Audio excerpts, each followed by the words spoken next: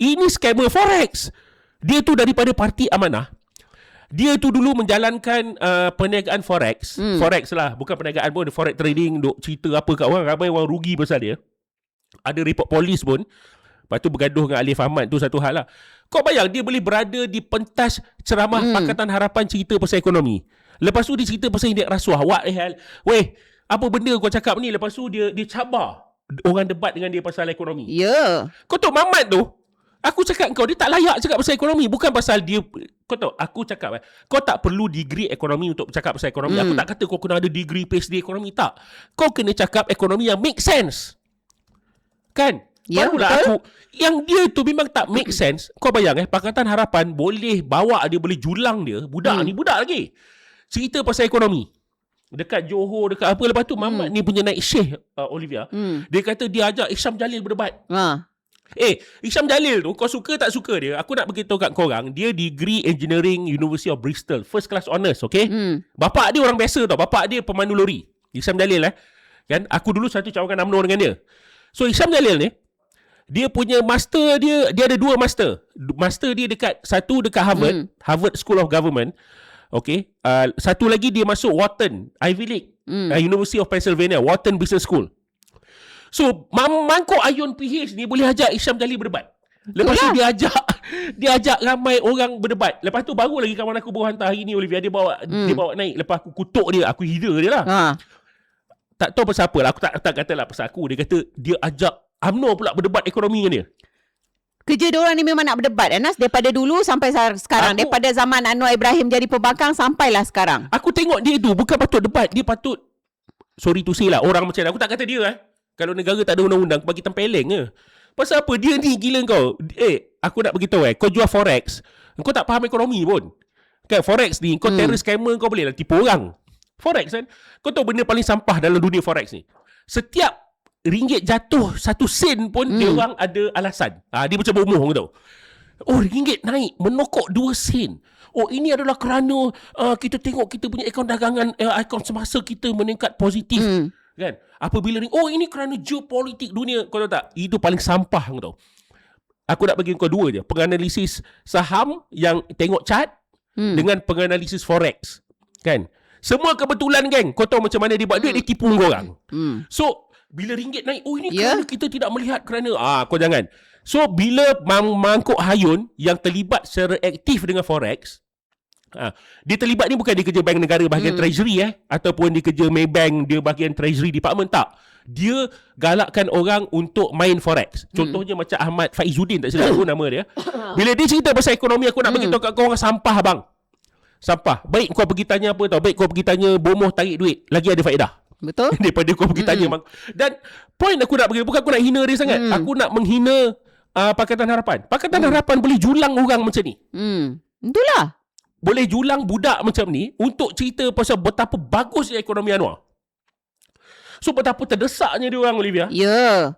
Kan? Anas, kau nak tahu tak, dalam ada satu artikel yang ditulis oleh Sinju Daily. Dalam artikel ni dia tulis Chinese voter swing sends wake up call to Pakatan. Nak tahu tak dia tulis apa dekat situ? Apa dia? Dia cakap dekat situ, dia kata kebanyakan undi tu memang pergi ke Barisan Nasional lah. Dia kata sebab sebelum pilihan raya, Ilham Center dia ada buat tinjauan, dia buat survey menunjukkan On Hafiz ni dia mempunyai kadar kelulusan 79%, tapi Anwar Ibrahim hanya 40%. Jadi di kalangan masyarakat Cina. Di dekat Johor. sana lah, kebanyakan dekat sana. Di masyarakat Cina ke apa? Bukan, dia pergi Johor. dia buat keseluruhan punya survey lah. So lepas tu dia kata kan, dan masa tu DAP tu memang kalah teruk dekat sana. Dia cakap sebab DAP masa kempen, dia kata DAP dia gagal menawarkan naratif dasar yang substantif, dan sebaliknya dia bagi tumpuan kepada isu sampingan seperti kemenangan BN bermakna Najib dibawa pulang ke rumah. Lepas tu diorang bawa lagi isu kalau undi Barisan Nasional maksudnya kau undi PAS. Diorang bawa naratif tu. Weh, gila lah. Lepas tu, okey. Tapi dia kata dekat sini, isu Najib Razak ataupun PAS tu bukan isu utama. Dia kata, jadi sebab tu naratif tu sukar disambut pengundi. isu utama rakyat dekat sana, dia kata masa penulis ni adalah seorang Chinese bekerja dekat Hsinchu Daily. Dia kata semasa saya melancong di seluruh Johor, dia cakap ramai pengundi Cina meluahkan kekecewaan yang telah bertukar menjadi kemarahan terhadap DAP. Mereka mengatakan mereka mahu menggunakan undi untuk memberi isyarat bangun, wake up call kepada DAP. Dia cakap apa tahu? Sebab diorang nampak DAP ni kelihatan ragu-ragu untuk bercakap dengan tegas tentang apa? Tentang isu yang betul-betul membimbangkan rakyat, especially kenaikan kos sara hidup, hak minoriti, lepas tu isu rasuah. Lepas tu jadi disebabkan tu diorang bagi signal, diorang marah kepada DAP mungkin, dan marah kepada DAP mungkin diorang disebabkan rasa marah, dia pergi undi MCA. MCA pula dia kata berganda daripada 4 sampai 8 kerusi kan. Yes, MCA menang sampai 8 kerusi. Betul. Dan ini adalah merupakan kejayaan terbesar MCA lah sejak 2008 dia kata. Tetapi masih semenjak hampir 20 tahun dulu. Ya, 2008 kalah Lepas tu dia kata kejayaan dan lagi satu kejayaan didorong oleh populariti On Hafiz.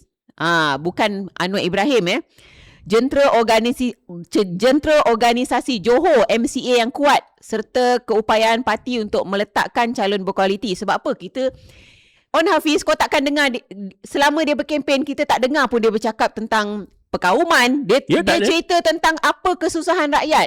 Dan video, dan ada bukti. Dia bukan bercakap kosong macam Anwar Ibrahim. Dia bukan bercakap kosong macam Amiruddin. Dia ada bukti yang dia turun padang, dia buat kerja, dia menyantuni rakyat, apa semua. Semua tu ada bukti. Dan dia ada bukti juga bekerja daripada pagi sampai petang sampai malam untuk selesaikan masalah rakyat. Dan ada satu lagi Olivia. Datang pula Mazli ni kan. Datang pula Mazli, tiba-tiba kau nak masuk, kau nak ajak On Hafiz berdebat. Hello Mazli, kau ni bangang ke apa?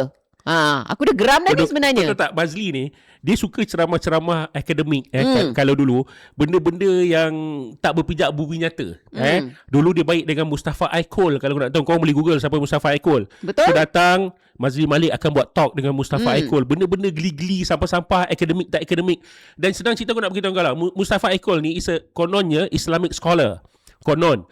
Tapi adalah Islamic scholar di Ivy League Amerika Syarikat yang diangkat oleh Washington. Dia macam dulu Tariq Ramadan, kawan baik Anwar Ibrahim kan. Ingat tak Anwar Ibrahim dulu kalau kau nak tahu, Anwar Ibrahim dulu kalau ceramah agama kan, nak bagi rasa urbanite sangat, urbanite sikit, dia akan kata Tariq Ramadan cucu kepada Hasan Al-Banna.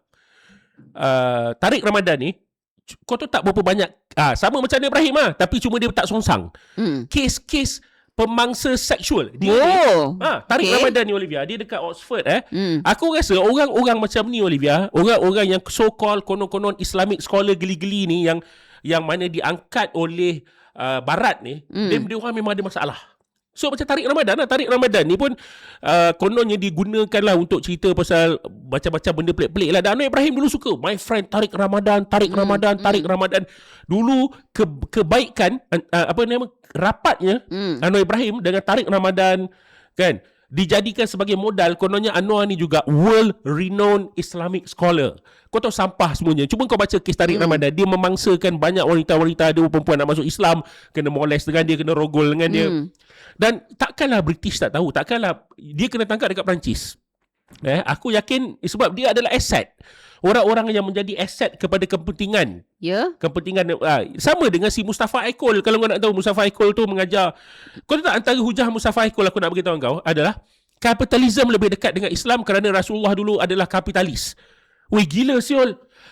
Aku heran apa tau. First, kalau kau cakap dekat orang kampung, kau cakap dekat orang tepi, ni Mustafa Aikol, konon scholar di Ivy League. Kau tahu kenapa aku cakap benda ni mengarut? Zaman Rasulullah kapitalisme tak wujud. Berdagang bukan kapitalis. Jual barang bukan kapitalis.